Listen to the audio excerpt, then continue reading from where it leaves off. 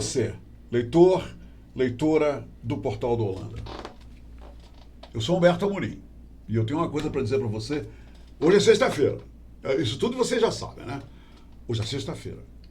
E sabem o que a gente diz aqui na sexta-feira? Quando a gente inicia essa nossa interação, essa nossa conversa especial para todos vocês, para milhares de vocês que prestigiam o nosso programa, o programa Abre a Boca e Fecha os Olhos, a gente diz vinhou, vinhou, vinhou. Porque hoje, sexta-feira, é dia de nós falarmos para todos os nossos queridos, idolatrados, amados, salve, salve, leitores e leitoras, é dia de falar sobre vinho, tá? E a nossa intenção é muito simples, é levar a vocês conhecimentos, informações cheias de paixão, porque todo mundo que senta aqui vem falar de uma paixão, vem falar da paixão pelos vinhos, vem falar das histórias, das culturas. Então, esse é o programa Abre a Boca e Fecha os Olhos. E o Lucas Bandeira, que é o nosso convidado de hoje, que nos honra com a sua presença hoje, o Lucas, ele é uma prova irrefutável, é uma prova indiscutível de que o mundo dos vinhos é um mundo mágico, é um mundo encantador, porque ele vem conversar com a gente sobre os rótulos das garrafas que ele conseguiu para integrar a sua coleção de rótulos, não só de vinhos, mas de bebidas destiladas e também de cervejas. Eu vi uma pesquisa uma vez que a pesquisa apontou que não existe ninguém que não goste de viajar. Ninguém, dizem que não nasceu ainda uma pessoa que não gosta de viajar. E eu já digo o seguinte, não nasceu ainda uma pessoa aqui na Amazônia, pelo menos, que não gosta de tomar uma boa cerveja, principalmente devido ao nosso calor. E o Lucas Bandeira está aqui comigo. Obrigado, muito obrigado pela sua presença, para nos encantar com mais esse item, esse raríssimo, inclusive. Um item que conta as histórias, as maravilhas, os encantamentos do mundo do vinho através dos rótulos que ele trouxe para a gente. Ok, eu não tenho mais nada a dizer, eu acho que eu já capturei, eu espero que sim, a sua atenção. O Lucas veio aqui não só para falar desses rótulos, não. Ele vai contar as histórias atrás desses rótulos, os grandes vinhos atrás desses rótulos, e não só isso. Ele está aqui para encantar você, leitor e leitora, com essas histórias maravilhosas. Ele é um caboclo maravilhoso, nascido em Manaus, é manauara, e ele é simpaticíssimo. Obrigado. Conheci Lucas, nós não vamos aqui entrar no detalhe da idade do Lucas, mas eu conheci o Lucas no ano 2000. Eu conheci o Lucas quando foi fundada a SBAV. O pai e a mãe do Lucas, eu privo da amizade deles, eu tenho muita admiração, são meus amigos. É verdade. E o que acontece? Eu conheci o Lucas através de um outro amigo que disse, Humberto, vamos reunir as garrafas aqui dessa degustação, as garrafas vazias, e vamos pegar para levar para o Lucas. Isso no ano 2000, porque o Lucas desenvolveu um método para retirar os rótulos, porque ele está começando, ele já tem uma coleçãozinha de rótulos de vinhos. E hoje ele vem aqui, depois de 19 anos, e o resultado é o conteúdo dessa entrevista. Lucas, seja bem-vindo. Obrigado, meu Desculpa, eu me alonguei, mas porque, não, sabe, eu estou empolgadíssimo de ver. Obrigado. E depois de tantos anos, olha o que você conseguiu reunir. E a pergunta que não quer calar, né, eu já vou começar antes de você se manifestar, claro. Eu já vou deixar uma pergunta no ar. Você começou pelas cervejas, pelos destilados ou pelos maravilhosos vinhos que são as bebidas fermentadas? Seja bem-vindo. A pergunta já foi feita, está contigo. Beleza. O que acontece? Na verdade, assim, desde muito novo eu sempre gostei de colecionar, né, do colecionismo. E aí o meu pai, um belo dia, falou, por que você não coleciona algo diferente? Porque todo mundo coleciona... Isso já é natural, era natural. Desde pequenininho, você queria colecionar alguma coisa? Guardar as coisas e tal. Eu sempre gostei muito de história. e da história por trás das coisas. E aí meu pai falou, por que você não coleciona algo que é diferente, que é algo bonito e que pode ter uma história legal? E aí ele estava tomando vinho. E ele falou, por que você não coleciona rótulo de bebida alcoólica? Eu falei, legal, gostei da ideia. E aí dessa sugestão sutil, em quase 20 anos aí eu já aqui o resultado. Eu parei de contar quando eu cheguei em 120 mil. E o mais engraçado assim... Vamos repetir. Você parou de contar quando chegou em 120 mil rótulos. 120 mil. Que coisa formidável, Lucas. Então, assim, eu tenho desde... E é uma coleção bem democrática, assim, e eclética, porque vai desde o corote a o corote, lá, aquela bebida lá popular, mais simples, até um vinho caríssimo, um Mouton Hot Shield, que a garrafa pode ser 10, 15, 20 mil reais. Então, assim, eu não faço distinção. É rótulo, bebida alcoólica... É diferente, não está na coleção, eu guardo. Ok, você então, desde pequenininho, você já teve essa revelação natural para ser colecionador. Isso. E como é que você fez? Porque eu já contei aqui, né? Quando nós nos conhecemos, sim, quando eu te conheci, aliás, você garotinho. Verdade. Alguém já estava pedindo garrafas para você. Porque... Conta essa história depois que você decidiu que ia colecionar. Aí depois que eu decidi colecionar, o que acontece? Eu tinha que tirar o rótulo da garrafa. E isso deu um trabalho muito grande. Pois é. Porque eu tive que inventar um método. E qual foi o método que você inventou, Lucas? Basicamente, eu descobri que existem 2 tipos de cola e tipos de rótulos, os adesivos e os que tem a cola... Fruto de pesquisas, né? Aí você passou a ser um pesquisador para porque... ter o melhor. Sem dúvida nenhuma, porque como eu falei, eu gosto de história, eu gosto de pesquisar, eu gosto de ir a fundo. Então, assim, não é só guardar.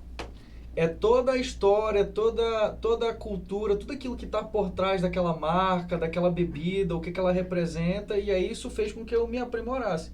E aí o que acontece? Eu desenvolvi uma técnica, assim, os que tem a cola uma base mais simples, aí você coloca ela de molho por um dia, e aí com uma espátula, uma lâmina, você vai retirando aí fica lentamente. Fácil ela sair o rótulo. Isso.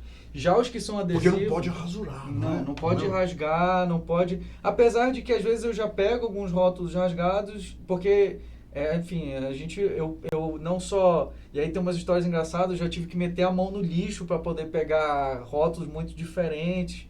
Ou às vezes... Porque alguém jogou a garrafa, você descobriu e foi lá pegar a garrafa. Fui lá e peguei. Às vezes, hoje em dia um pouco menos. Mas... Quando eu era mais novo, eu tinha que me controlar porque eu ficava num restaurante, na mesa, olhando para a mesa ao lado, para que eu queria aquela garrafa, aquele rótulo. Eu fico imaginando lá. Ficava paquerando a garrafa lá. Sim. E aí... Porque as pessoas não levam garrafa para casa, né? A pessoa toma o vinho, é raro. É raro. Uma ou outra garrafa. Eu já fiz isso, eu gostei tanto de uma garrafa. Sim. Por exemplo, as garrafas que vêm com a tampa de cristal, né, de vidro, eu adoro essas garrafas. Aí eu levo, mas outras a gente deixa no restaurante, não é? E o que é legal, assim, tem algumas garrafas que o próprio vidro tem um trabalho diferente, tem algumas garrafas também que não tem o rótulo de papel, então a impressão na própria garrafa aí eu guardo também. Aí você guarda a garrafa? Guardo. Hoje em dia eu tenho menos, porque não tenho muito espaço, né? Porque assim, como eu tenho... eu separo... Toda a minha coleção é separada por tipo de bebida, país e tipo. Então, por exemplo... Mas tu começaste pelos destilados, é isso? Não, eu comecei pelo vinho. Ok. Comecei pelo vinho, aí vai do vinho, e aí lá pelas tantas alguém tomou um uísque, a garrafa ficou vazia. Quer dizer, o marco foi esse momento que o teu pai estava tomando vinho, ele deu a sugestão, você viu a garrafa. Quer dizer, esse foi o momento inicial de tudo isso. Isso aqui. Foi o pontapé. Com vinhos, né? Com os vinhos, e aí eu passei a beber um pouco mais de vinho, comecei a entender, e aí eu comecei a me aprofundar, e aí acabou se ramificando para a vida alcoólica. E também tinha os amigos do teu pai que ele pedia também para... Né? Por exemplo, nas degustações que eu fazia, a gente recolhia as garrafas para você. Verdade. Várias pessoas me ajudaram ao longo do tempo e me ajudam até hoje. Por causa do trabalho eu diminui um pouco o ritmo, mas eu não deixei de lado minha coleção. E é algo que é muito prazeroso. Toda essa história por trás dos rótulos e essa busca, às vezes tem um grau, assim, Agora, é preciso muita disciplina para ser colecionador. Né? E também você ter persistência, não é, Lucas? Sim, porque você, além de você caçar as garrafas, aí você pega as garrafas, ainda tem todo esse processo, levar para casa, tirar o rótulo e fazer a seleção para botar nisso aqui. Quer dizer, o colecionador tem que ser muito disciplinado. É metódico. Né? Tem que ser muito metódico. Porque senão vira bagunça, vira um acumulador, vira alguém que tem muito de alguma coisa e ok. Por ter, tá aí, né? Tá lá, eu tenho tá isso, tá ali. Não, eu sempre, desde o início, eu não consegui, te confesso, até hoje, porque o volume é muito grande de rótulo, fazer toda a seleção de todos, mas eu tenho 90% deles organizados assim, em pasta, tudo direitinho. Tem que ter todo um trabalho com relação ao mofo, porque aqui a nossa região é muito úmida. Isso, né? Tem. E tudo catalogado direitinho. E outra, uma coisa que sempre me ajudou muito com relação à coleção é que eu tenho uma memória fotográfica absurda. Maravilha. Então eu lembro. Você lembra, Eu né? lembro que eu tenho. Eu posso não lembrar de um detalhe mínimo de um rótulo pro outro. Mas eu lembro. Se você perguntar, você tem aquele rótulo falando de tal... Lembra, se você tiver, você lembra. Eu sei. Tanto é que, assim, dificilmente eu levo garrafa repetida para casa. Você tirou a pergunta da ponta da minha língua. Esses rótulos aqui, nenhum é repetido, que são Não. rótulos únicos, né? Todos são diferentes. Todos são diferentes. Tenho rótulos repetidos na minha coleção. Eles têm algum tipo de variação, seja... Tem que ter alguma coisa diferente. Tem que ter alguma coisa diferente. Se for igual, vira... Vamos mostrar para o pessoal o rótulo. Para quem não conhece sobre exatamente de onde vêm os rótulos, né? E a gente está aqui para isso, justamente para mostrar para vocês, e o Lucas, o especialista nesse negócio. O rótulo, ele conta a história do vinho, não é? Exatamente. É isso, um guia, né? É um guia. Quer dizer, quem toma um vinho, antes de abrir o vinho, ele deveria ler o rótulo, porque o que a gente lê, Lucas, um cara que vai beber um vinho, o que ele encontra no rótulo? O que o produtor, o que o enólogo coloca no rótulo para nos orientar? Fala pra gente. As informações assim mais importantes, eu acho que bem objetivas, que você tem que se atentar quando for olhar um rótulo de um vinho, normalmente a marca, que é natural, do produtor, que não é o produtor. Aqui está o produtor deste vinho, é o Barbie, não é isso? Aí, o que é 2011 aqui? É a safra, isso é outro... a safra deste vinho que foi engarrafado. Este vinho ele foi produzido nessa época. Isso é muito importante porque a gente sabe que vinho ele tem a variação de um ano para um ano. Então, pode ser que no ano de 2011 ele era maravilhoso, mas no ano de 2012 ele já não era... Por quê? Das condições climáticas que podem ser diferentes? Todas, o clima, a chuva, o sol, enfim... as condições climáticas, o terreno... Quer dizer, o suco da Bíblia de cada garrafa, ele nunca é igual. Não. Porque as safras são diferentes, o clima é diferente, é isso? E ainda tem um outro detalhe importante, que aí fica o cuidado de quem gosta de vinho. Como você acondiciona a garrafa também. Porque, por exemplo, às vezes eu posso ter... esse vinho aqui, você também, só que a forma que eu guardo ele na minha casa é com carinho, é sem pegar sol, sem variar temperatura. Quer dizer, você está falando da perda de qualidade do conteúdo, então. Exatamente. De acordo com a forma que você e eu guardamos o vinho, a gente corre esse risco de sem dúvida perder a qualidade do conteúdo. Ainda mais numa região quente como a nossa. Né? Muito bem, o que mais nós temos aqui? Nós temos a safra, nós temos o produtor. Aqui está escrito Brunello di Montalcino. O que é isso? Exatamente. Brunello di Montalcino, no caso dos italianos e dos europeus em geral, eles têm as regiões de denominação de origem. Então, Brunello di Montalcino... é a região onde ele foi elaborado. É a denominação de origem dele, ou seja, é um vinho... É controlada essa denominação? Os vinhos italianos, eles têm uma particularidade indiferente aos demais do mundo todo. Existe uma legislação em cada país e que diz que para aquele vinho, para aquela bebida ser daquela região, ela tem que ter X% produzido naquela área para ser. Há uma legislação existe por trás em cada disso. país, sim. Os italianos, é o que chamam de DOC, então, não é? Os italianos, eles têm a legislação bem interessante. Eles têm os genéricos, Eles têm o ITCG, que é uma Indicazione Típica Geográfica, Ok. que ele não é uma região consolidada há muito tempo, ou uma uva que seja uma uva já antiga ou tradicional, porque demanda isso dentro da legislação.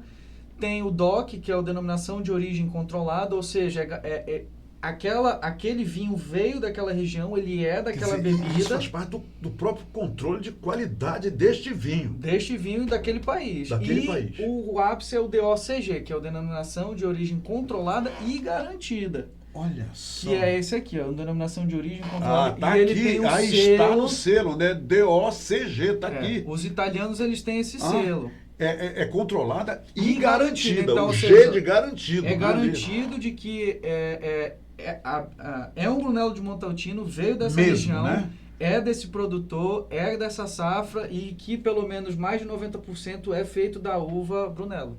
E aqui está escrito Fattoria del Barbi. O que quer dizer isso? Que é a marca. É a marca. É o Barbi, Ok, é um Barbi. Aqui, agora vamos ver se... geralmente os vinhos europeus não declaram as uvas, né?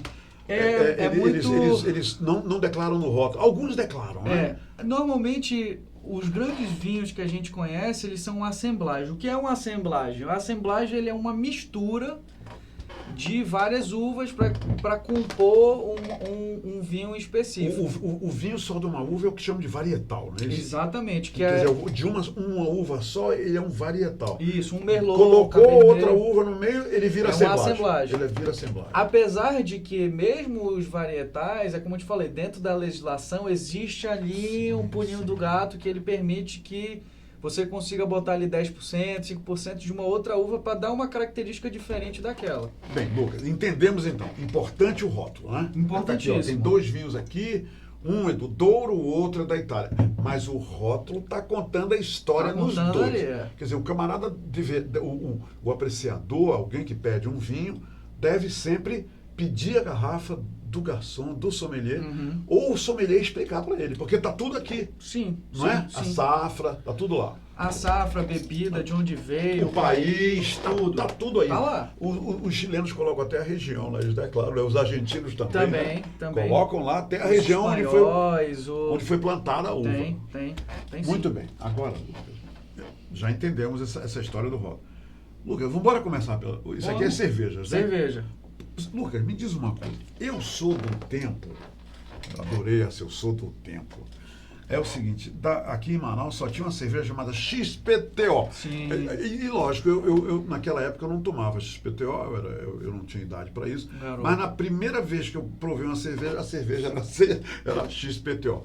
E tinha a cerveja Antártica, eu me lembro, já não tinha Brahma ainda, mas tinha Antártica, e tinha uma outra aí que Mas agora, Lucas, eu entrei num bar, eu até falei para você, eu entrei num bar nos Estados Unidos, minha gente, era um bar que eu não conhecia, eu estava dirigindo, parei, entrei.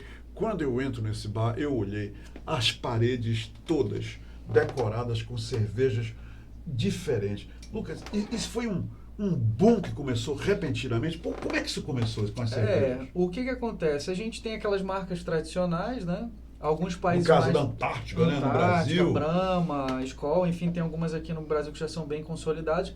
Mas houve um movimento há uns 20 anos atrás, um pouco mais do que isso, de as pessoas começarem a fazer algo mais intimista, algo mais artesanal, mais caseiro. Em casa mesmo. Em casa e brincar.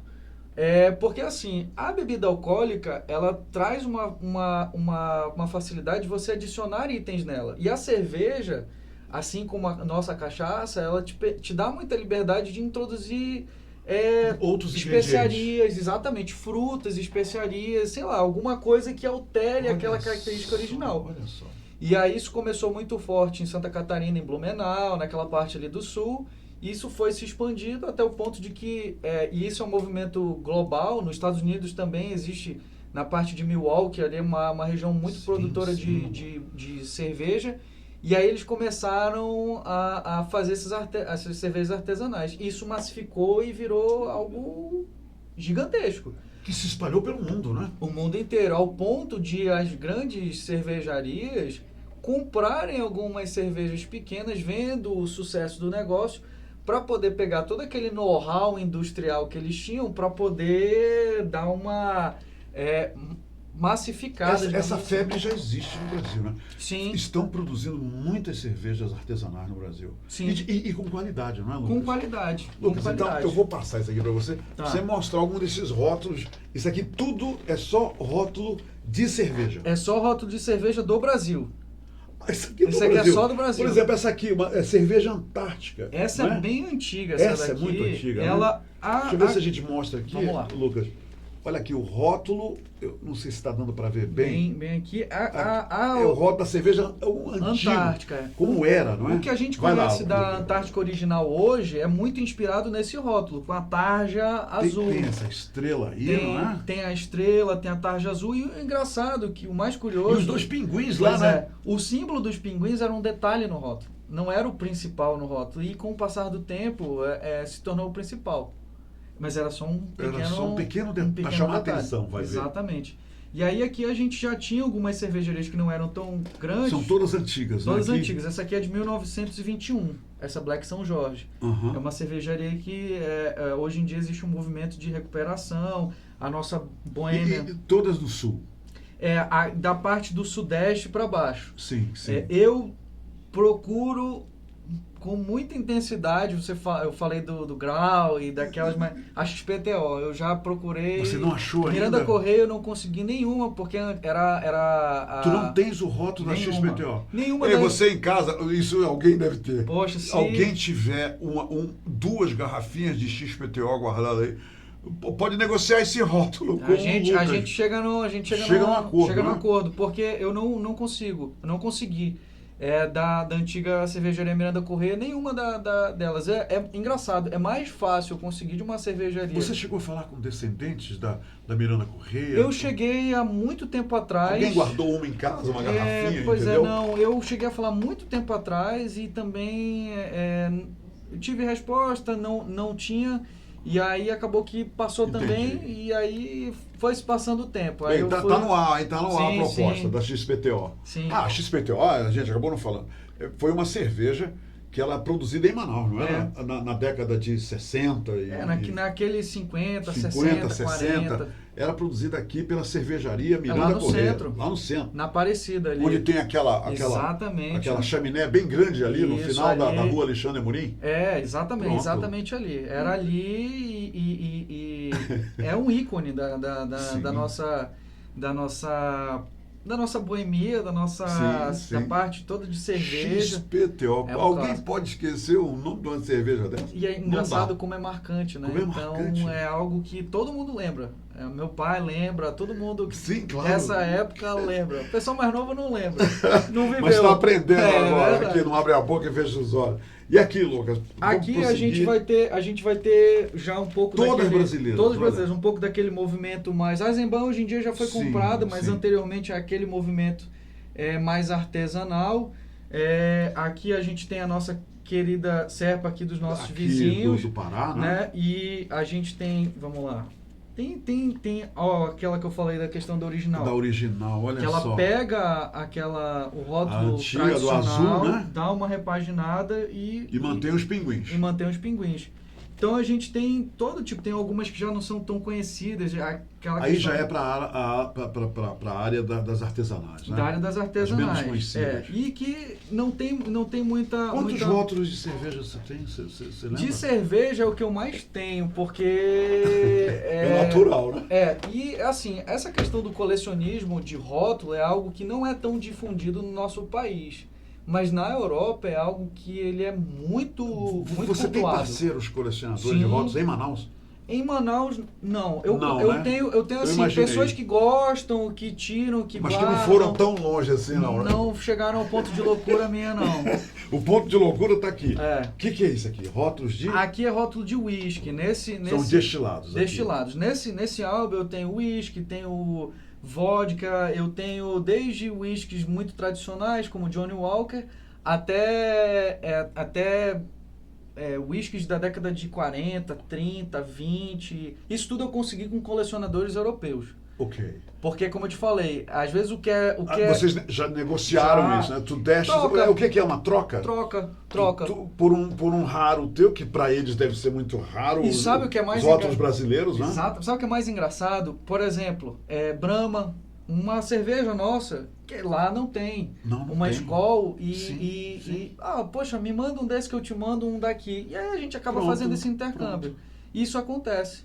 E lá, uma coisa que eu sempre, meu pai fala, às vezes o que é lixo ou simples para algumas pessoas Sim, é tesouro e tem valor para Sim, outras. claro. É a mesma coisa.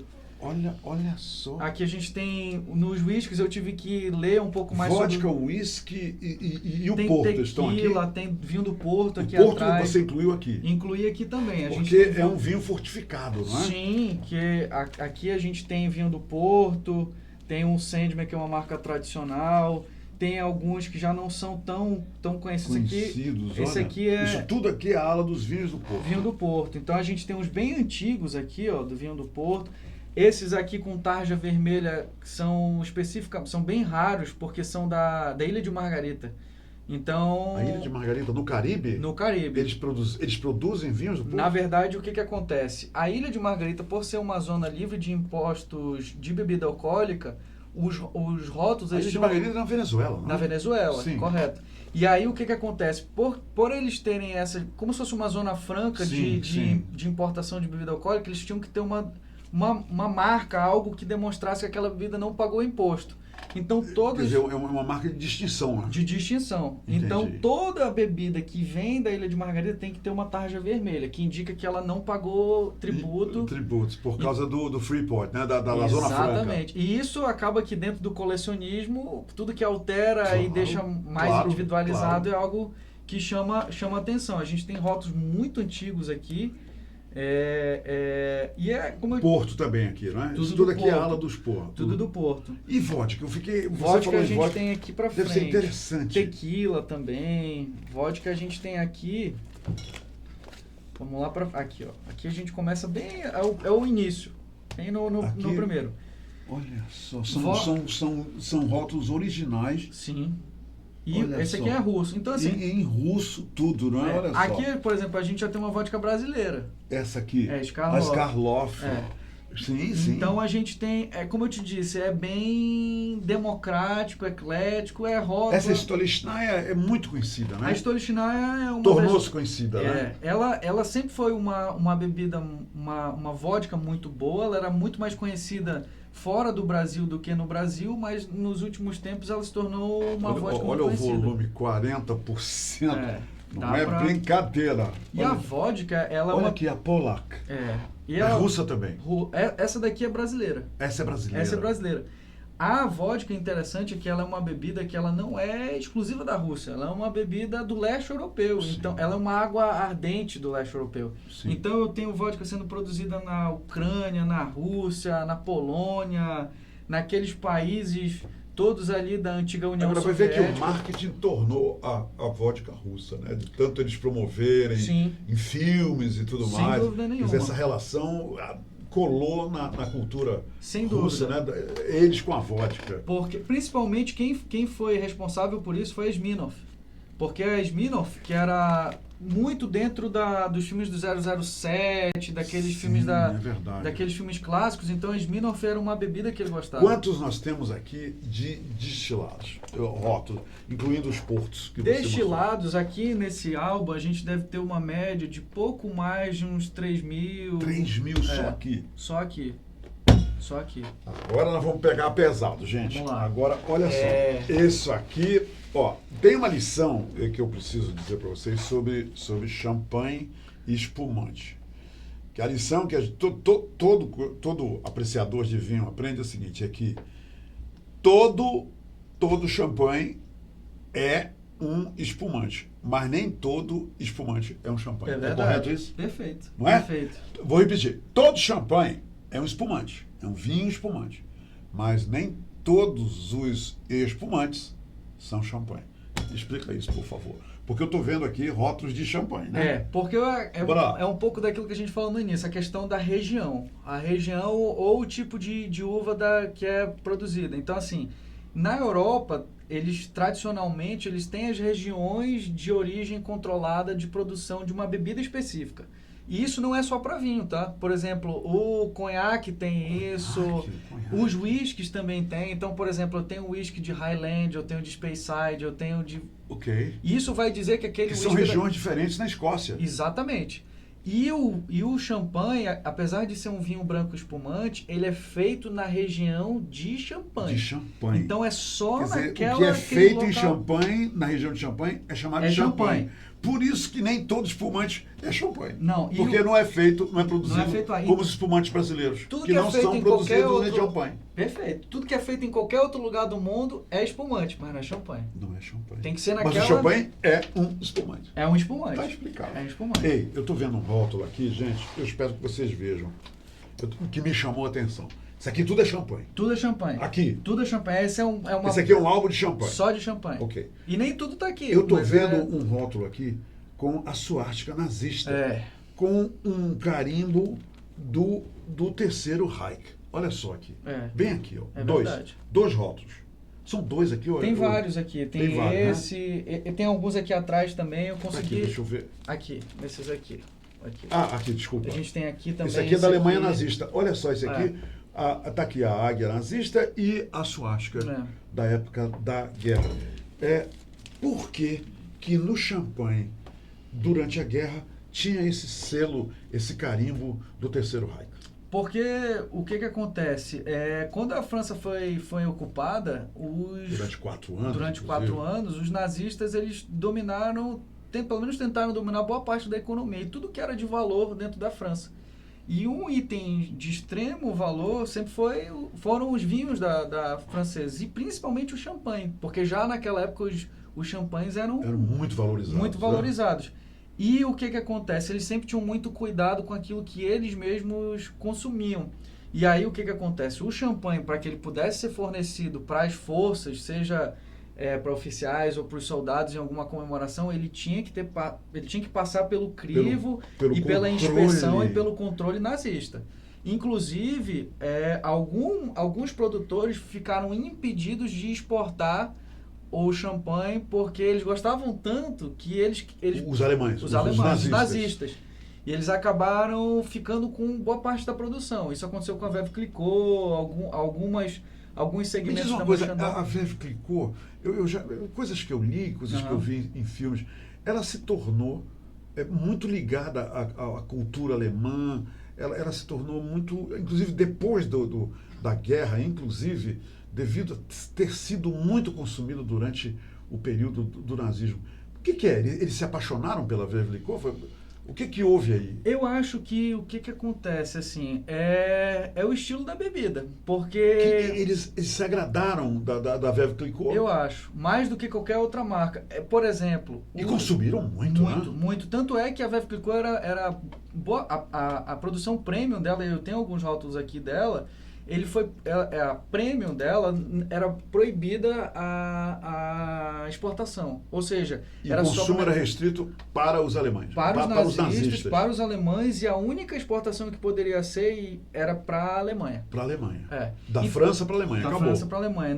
Não tinha o consumo naquele período da Veuve Clicquot em outra parte do mundo.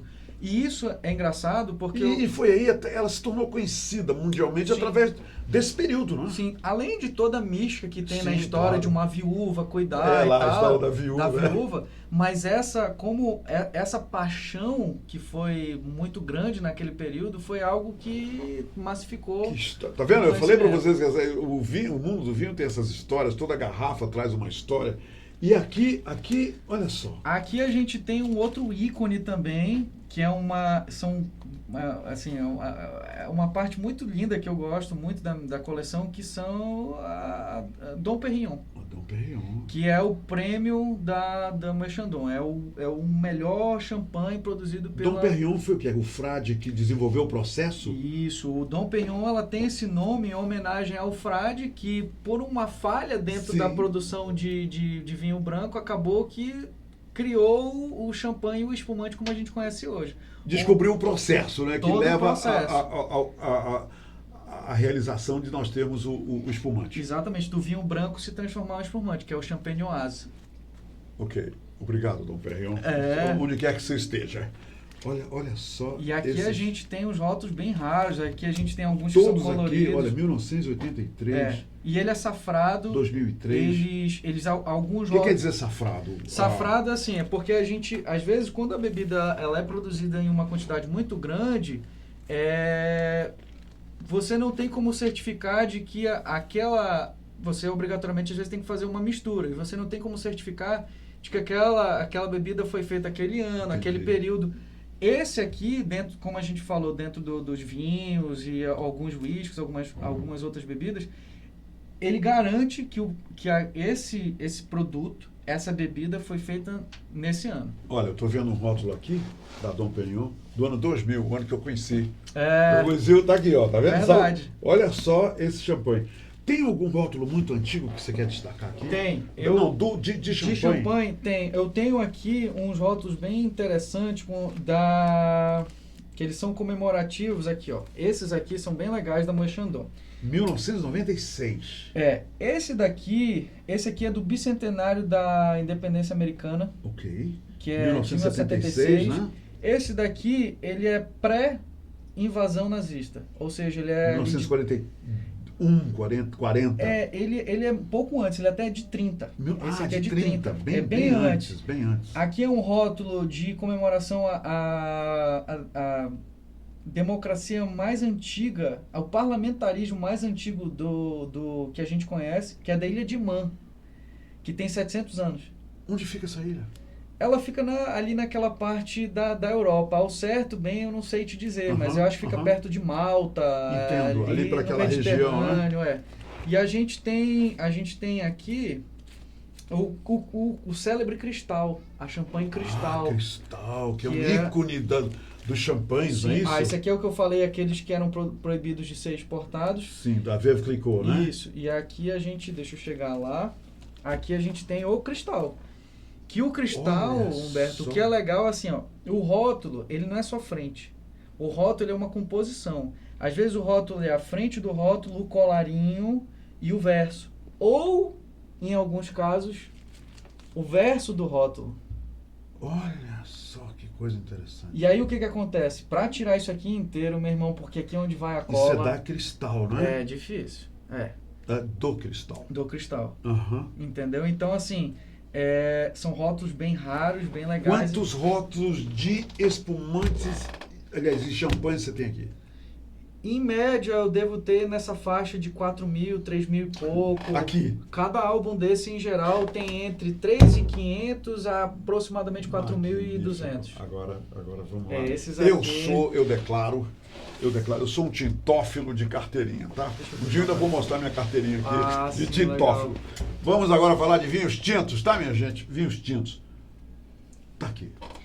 Você. Aqui é o seguinte, aqui é um álbum... Isso aqui parece assim que a gente tem que falar disso aqui ajoelhado, né? Esses rótulos. Esses aqui a gente tem que realmente fazer reverência e referência também de qualidade. Porque o que acontece? Esse álbum são dos Grand Cru Classé de 1855. Okay, então fala o que é o Grand Cru Classé. Que eu falo muito na Grand Cru aqui, mas é na Adega Grand Cru, que inclusive oferece todo o programa um vinho para eu sortear. Então, o que é Grand Cru, afinal? Grand Cru é um grande corte. É um corte especial. A tradução grosseira seria essa. Mas o que acontece? O Grand Cru Classé foi uma lista que foi feita em 1855, na época ali de Napoleão, aquele lista pessoal de vinhos franceses. E que eram o resumo daquilo que era de qualidade. O melhor do melhor do melhor. O melhor do melhor do melhor. Dentro da França. Que a França sempre foi a referência em vinho tinto. E aí essa classificação de Grand Cru Classé, que se originou em 1855, ela permanece até hoje. Com pequenas alterações de posição. O primeiro vai pro segundo. Caro. São caríssimos. Caríssimos, né? Caríssimos. Então a gente está falando aí de Grand Cru Classé, em média a garrafa, dependendo se for um primeiro, segundo, terceiro, os primeiros, em geral, a garrafa nunca é menos do que R$5.000. Uma garrafa. R$5.000. R$5.000. R$5.000. A gente está falando aí, isso é o piso. Porque né? existem garrafas muito mais caras. Muito mais caras. Logicamente. A gente tem o Chateau Lafite, o Mouton Hot Shield, Chateau Margaux. Que são caras. São caríssimas. Aqui eu tenho alguns rótulos desses e assim, foram muito difíceis de se conseguir. E o próprio rótulo... E você conseguiu sempre naquela de trocando com outros colecionadores. Como diz o caboclo, queixando, Queixando. Queixando. E assim, é engraçado porque o que acontece? Tem que se ter muito cuidado também, porque existe a falsificação. Ah, sim. E aí sim. o próprio rótulo, ele também é caro. Porque o falsário... Existe comércio desses rótulos? Existe, então? existe. Claro. Existe. E aí o que acontece? É por isso que tem que se ter muito cuidado e o comércio desses rótulos, tanto o produtor como quem participa desse... Esse aqui é um Haut-Brion, que também é um Premier Cru, que é caríssimo. Caríssimo, né? E assim, o que não pode ser... o que veio direto do produtor e que não chegou a ser grudado, digamos assim, grosseiramente falando, em uma garrafa, tem escrito espécime, que é justamente para não ser utilizado para uma falsificação, qualquer coisa do gênero. Que é um selo de originalidade, não é Sim. isso?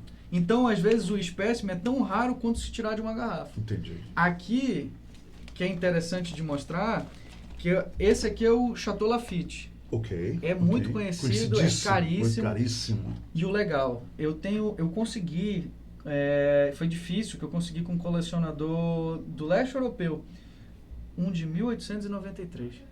Este rótulo é de 1893, Lucas. Então, por si só, se esse papel não fosse nada, ele já seria algo diferente, porque ele é de 1893 tem 1893. mais de 100 anos. Sim. Mas Tem mais de 100 anos? Sim. Mas ele é um Chateau Lafite de 1893. E o que é legal, o que acontecia nessa época? Eu sempre tento pensar nas coisas que aconteciam e tento me jogar para lá. O que estava acontecendo nessa época? Já pensou? Imaginou a mudança que era o mundo? Não tinha nada do que a gente conhece hoje no sentido de tecnologia. Sim. Olha, em 1893, o Teatro Amazonas foi inaugurado em 1886. 87, 88, 89, 90, 91, 92. Há 7 anos, o Teatro Amazonas tinha 7 anos quando nós tínhamos esse vinho foi produzido. Se um barão não tomou um vinho desse aqui? Um barão da borracha. Né? É algo a se refletir. Lucas, quantos rótulos nós temos de champanhes aqui? De espumantes também aqui, ou não? Só champanhe. Aqui a gente só tem Grand Cru Classé. Aqui só tem Grand Cru Classé. Aqui é só champanhe mesmo. Pronto. Aqui é só vinho tinto. Só vinho tinto. Aqui eu devo ter... Desculpa, eu troquei as coisas. Aqui é só vinho tinto. Aqui já falamos do champanhe. Do champanhe. Só vinho tintos aqui. Aqui a gente não tem muito, porque são difíceis de conseguir, são caros. Tá vendo como modéstia? Quantos tem aqui? Não tem muito. Nós falamos de 3 mil, não sei o quê, 2 mil, não sei o quê. E aqui? Aqui a gente deve ter um pouco mais de 2 mil. Um pouco mais de 2 mil. Sensacional isso. Os meus favoritos, que esse não pode passar batido, são o Chateau Mouton Hot Shield. O que acontece? São esses aqui? São esses Esses aqui, Lucas. O Chateau Mouton Hot Shield, ele, a cada ano, ele convida um artista contemporâneo daquela época, que está no auge, para fazer uma arte para o rótulo. Então, a gente tem... Cada ano, eles não lançam todo ano, eles dão porque o vinho fica aguardando para poder maturar, mas todo ano é uma pintura diferente. Então, chega ao ponto de a gente ter pintura de Salvador Dalí. A gente tem... Essa aqui, então? Essa daqui é referência... De 2003. Essa aqui é de referência ao Barão. Ao Barão. Ao Barão de Hot Shield, né? Aqui, ao Barão Mouton. Ao Barão Mouton. Uma história curiosa desse rótulo. Porque o que acontece? Pode perceber que é uma ninfeta... Uma ninfeta despida, né? Despida, mas ela não tem os traços femininos. É verdade. Vamos mostrar isso. Olha só. Quer dizer, isso aí dá a ideia da nudez dela. Mas você não vê a nudez dela. Não é um nude agressivo, como diz assim. E o engraçado é que é o seguinte. Alguns rótulos do Mouton... eles foram censurados. Esse foi censurado. Ele foi censurado na Arábia Saudita. Deixa eu ver se eu acho aqui. Porque interessante, alguns países onde chegaram as garrafas do vinho, houve censura. Volta. Volta. Chegou lá e fala, Aqui volta, não, aqui aqui não. não entra, corrige isso daí e volta. Porque o que que acontece? Tá aqui, ó. Sem a Anfeta. Então, nós mostramos com a Anfeta. Depois da censura, a censura sempre é horrível, gente. Sempre é horrível. Terrível. Olha só, o rótulo, a garrafa teve que voltar. Volta. Aí eles tiveram que refazer o rótulo. Aí o rótulo, a garrafa voltou para esse país. Negócio é negócio. E olha, mas sem a Anfeta. Tira. E isso valorizou para o colecionador. Sem dúvida nenhuma. Né? E aí o que você que tem com a acontece? Anfeta e sem a Anfeta. Sem a Anfeta. E aí a gente tem aqui um rótulo, por exemplo, do Picasso. Olha só. O próprio Pablo foi quem desenhou esse rótulo. Fez a arte. A arte, tudo para este vinho. Para esse vinho. São 1973 esse vinho. E é em homenagem a ele. Olha só. É a com pintura uma dele. pintura do Pablo Picasso. Se eu não me engano, ele já havia inclusive falecido e foi Pois uma homenagem 73, póstuma. né? Isso é algo que eu tenho uma dúvida. Lucas. Mas assim, é muito bonito. Tem uma pintura do Príncipe de Gales, que é o Príncipe Charles também. Pouca gente sabe que ele é pintor. Isso aqui foi pintado por ele. Pelo Príncipe Charles. Esse rótulo aqui. É um rótulo pintado por ele. Com uma gravura, uma pintura dele. Exatamente. Então a gente tem rótulo pintado por Miró, enfim... Aqui Olha, Lucas, eu vou fazer o seguinte, não dá num programa só pra gente falar sobre... Mas nós cobrimos aqui hoje, assim, rapidamente, 3, 6, 9... mais de 10 mil rótulos. Por aí. Nessa nossa entrevista, não foi? Por aí. Sim. Parabéns, eu não disse que ele ia encantar a gente com essa coleção dele. Vocês viram as histórias que ele contou? Eu estou encantado com a coleção dele. Eu sabia que ele fazia isso. Eu procurei o Lucas, eu convidei o Lucas para vir aqui, mas eu não sabia da grandiosidade, da beleza, da maravilha da tua coleção. Parabéns, Lucas. Obrigado. Puxa vida. Você encantou os leitores e leitoras do Portal do Holanda e principalmente a mim. Obrigado. Hoje eu aprendi mais sobre vinhos pelo seguinte, hoje eu tenho certeza que quando dizem 65 mil rótulos de vinho, é verdade. Só aqui nós temos 10 mil, né, rótulos de vinhos, tipo 6 mil votos entre os champanhes e os vinhos tintos. E não acaba. Parabéns. E não acaba. E tem muito mais para você. Eu acho que você deveria comprar mais álbuns aqui para colocar rótulos, porque ainda falta muito, falta né? espaço. Falta muito ainda, muitos rótulos, né? Sim, a gente sempre... É o tipo de coleção que nunca acaba, né? Mas é legal, é divertido, é um hobby que... Ele tá feliz da vida. Ele falou aqui no programa o tempo todo sorrindo, vocês notaram, né? O Lucas não parou de sorrir, aquele sorriso assim, meio de Mona Lisa, mas assim, mais expressivo, falando da sua coleção. Parabéns, eu estou muito feliz. Eu quero, Lucas, agradecer a Gran Cru Manaus, que é a Adega Gran Cru. Vai lá uma sexta-feira ouvir uma banda de jazz que tem lá, maravilhosa. Beleza. Dia 26 agora, a banda de jazz, é sexta-feira, dia 26, a banda de jazz vai estar lá na Gran Cru, mas a novidade mesmo da Gran Cru, que ofereceu esse vinho maravilhoso para a gente entregar para um nosso leitor e leitora, a novidade é a seguinte, é esse telefone aqui, 99401-3220, lá da Adega Gran Cru, que eles estão entregando em domicílio. Legal. Eles têm mais de 500 rótulos. Agora todo mundo já sabe o que é rótulo agora. Agora pronto. Mais de 500 rótulos eles têm lá na Adega Gran Cru, e que fica ali na frente do condomínio Efigênio Salles, no Complexo Mundi, né, ali no Mundi, e ele entrega na sua casa. Alô, eu quero vinho tal. Legal. E a Gran Cru vai entregar, 99401-3220. E a gente vai entrar em contato com a pessoa que vai receber isso aqui. E, Lucas, obrigado também por esse maravilhoso vinho. Nada. Você é um cavalheiro, viu? Leva o meu carinho. Obrigado. Tá? Para o seu pai, para sua mãe, que eu tenho muito, muito afeto por eles. Recíproca é verdadeira. Olha, parabéns por esse filho que vocês nos deram aqui para desenvolver esse talento maravilhoso com os rótulos de vinho. Você deu uma aula. Isso aqui não foi uma entrevista, foi uma aula. Obrigado. Foi uma aula. Obrigado, amigo. Bora fazer um negócio? Você está com quantos rótulos? Eu devo estar com uns 120 mil. 120 mil. Quando chegar em 140, aí você volta aqui. Volto. Tá feito? Beto, fechado. Tá aqui. Já estou com 140 mil agora. Bati a marca. Obrigado, Lucas. Eu que agradeço, meu amigo.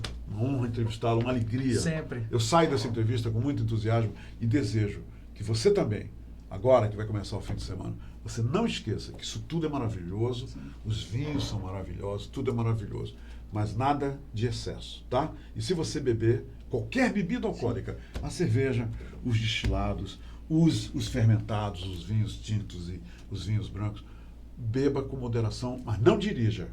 Peça alguém para dirigir por você. Nunca. Verdade. Não se pode ingerir, você concorda, Lucas? Sem dúvida. Bebida alcoólica é bebida alcoólica. Embora elas sejam feitas por nosso prazer, nós não devemos beber bebidas alcoólicas e ir dirigir. Não faça isso, tá bom? Lucas, obrigado. Eu que te agradeço. Bom fim de semana para todos. Vocês viram, né? Vinhou mesmo. Até o próximo programa. Se quero te amar e te amar e te amar muitos anos, cuida bem de mim. Então misture tudo dentro de nós.